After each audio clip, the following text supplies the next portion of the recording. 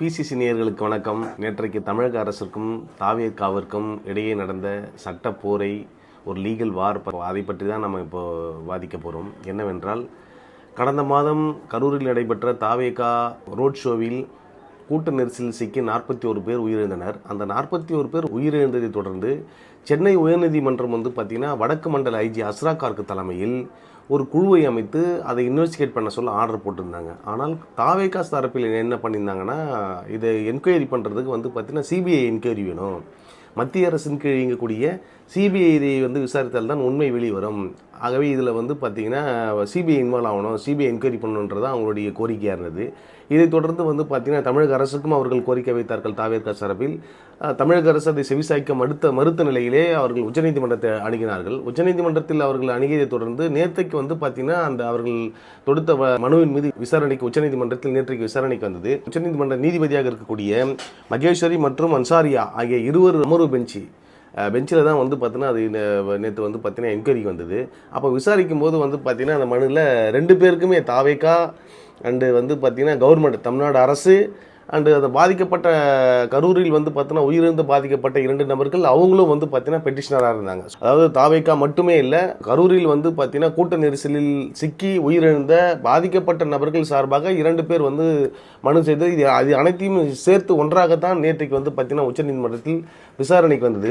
விசாரணையின் முடிவில் பார்த்தீங்கன்னா என்ன வந்ததுன்னா, விசாரணை தமிழக அரசுக்கு அல்லது தாவேகாவுக்கு யாருக்கு சாதகமாக நேற்று இருந்தது சூழல் அப்படின்னு பார்த்தீங்கன்னா, கொஞ்சம் பார்த்தீங்கன்னா தாவேகாவிற்கு சாதகமாக தான் நேற்றுக்கு நடந்த அந்த சட்டப்போர் இருந்ததுன்னு நம்ம சொல்ல வரலாம். ஏன்னு கேட்டிங்கன்னா, அதாவது பார்த்தீங்கன்னா ஏற்கனவே பார்த்தீங்கன்னா கரூர்ன்றது மதுரை பெஞ்சுக்கு கீழே வருது. ஹைகோர்ட் டிவிஷன் பார்த்தீங்கன்னா 2ஆக பிரிச்சிருக்காங்க, சென்னை மதுரை பெஞ்ச். அப்போ மதுரைக்கு பார்த்தீங்கன்னா கரூர்லாம் மதுரையில் வரும்போது எதுக்கு சென்னை இருக்கக்கூடிய நீதிபதி எதுக்கு அது பார்த்தீங்கன்னா அஸ்ரா வடக்கு மண்டல ஐஜி அஸ்ரா கார்க் தலைமையில் எதுக்கு நீங்கள் அதை போட்டீங்க அப்படின்னு ஒரு கேள்வி கேட்டாங்க. அதுக்கு தமிழக அரசியல் விளக்கம் கொடுத்தாங்க. இன்னொன்று என்னென்னா, நீங்கள் பார்த்தீங்கன்னா உயிரிழந்தது ரைட்டு, இதில் இன்னொன்று ஒரு லீகல் பாயிண்ட் என்னென்னா, 41 பேரை எப்படி நீங்கள் 4 அல்லது 5 மணி நேரத்தில் நீங்கள் எப்படி நீங்கள் போஸ்ட்மார்ட்டம் பண்ணி முடிச்சிங்க அப்படின்னு ஒரு கேள்வி கேட்டாங்க. உச்சநீதிமன்ற நீதிபதி மாண்புமிகு மகேஸ்வரி அவர்கள் கொஸ்டின்ஸ் ரைட் பண்ணியிருந்தாங்க. வழக்கமாக பார்த்தீங்கன்னா 1 அல்லது 2 மருத்துவர்கள் தான் என்ன பண்ணுவாங்கன்னா, ஒரு அரசு தலைமை மருத்துவமனையிலே இந்த போஸ்ட்மார்ட்டம் அந்த டிபார்ட்மெண்ட்டில் பணியாற்றுவாங்க. இப்போ 41 பேர் எப்படி நீங்கள் 4 மணி நேரத்தில் எப்படி நீங்கள் பார்த்தீங்கன்னா அனைவருமே போஸ்ட்மார்ட்டம் பண்ணி எப்படி முடிச்சிட்டீங்க?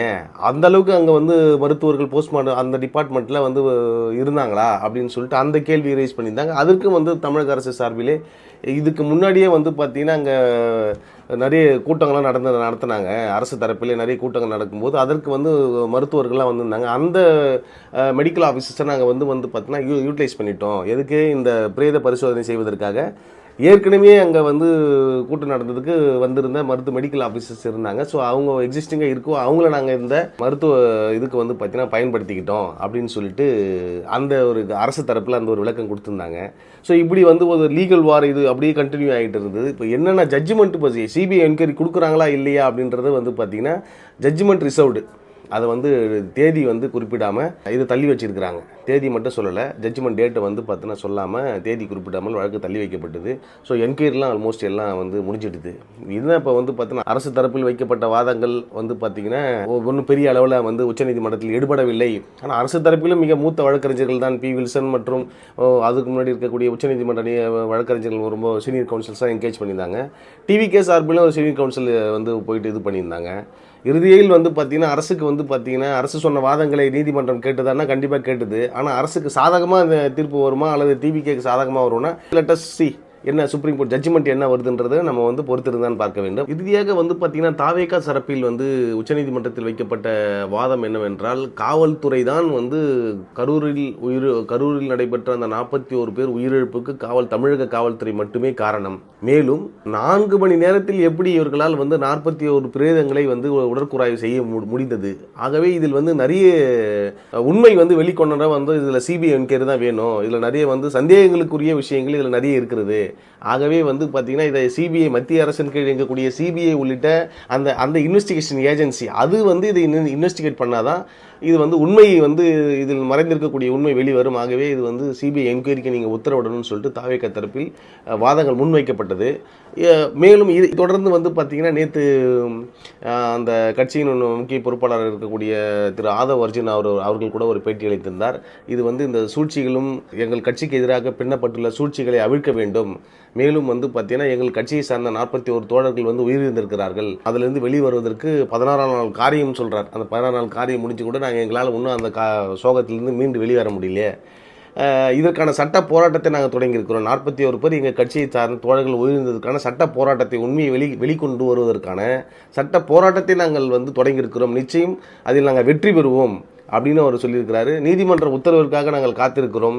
மேலும் கட்சியினுடைய அடுத்த கட்ட நடவடிக்கை மீண்டும் கரூர் செல்ல திட்டமிட்டுள்ள அந்த பிளானை நாங்கள் வந்து ஏற்கனவே நம்ம சொல்லியிருந்தோம். விஜய் வந்து கரூர் செல்ல இருக்கிறார். பாதிக்கப்பட்ட நபர்களுக்கு நிவாரணம் மற்றும் அவர்கள் நேரில் சந்தித்து ஆறுதல் கூற இருக்கிறார் என நம்ம ஏற்கனவே பேசியிருந்த நிலையில் அது தொடர்பான திட்டமிடலும் எங்களுக்குள்ள நடந்து கொண்டிருக்கிறது. ஸோ ஓரிரு நாட்களில் அது தொடர்பான திட்டம் வந்து நாங்கள் வெளியிடப்படும், பத்திரிகையாளர் சந்திப்பில் நாங்கள் வெளியிடுவோம்னு சொல்லிட்டு அதையும் சொல்லியிருக்காரு. மொரோவர் வந்து பார்த்தீங்கன்னா ஜட்ஜ்மெண்ட் இந்த சிபிஐ என்கொயரி பேஸ் பண்ணி அந்த சட்ட போராட்டத்தை நாங்கள் தொடங்கியிருக்கிறோம். வருங்காலில் வந்து நீதிமன்ற உத்தரவை நாங்கள் எதிர்நோக்கியிருக்கிறோம். நீதிமன்றம் எதை சொன்னாலும் நாங்கள் ஏற்றுக்க தயாராக இருக்கிறோம் எனவும் அவர் நேற்றைக்கு பேட்டியிலே கூறியிருக்கிறார். நன்றி.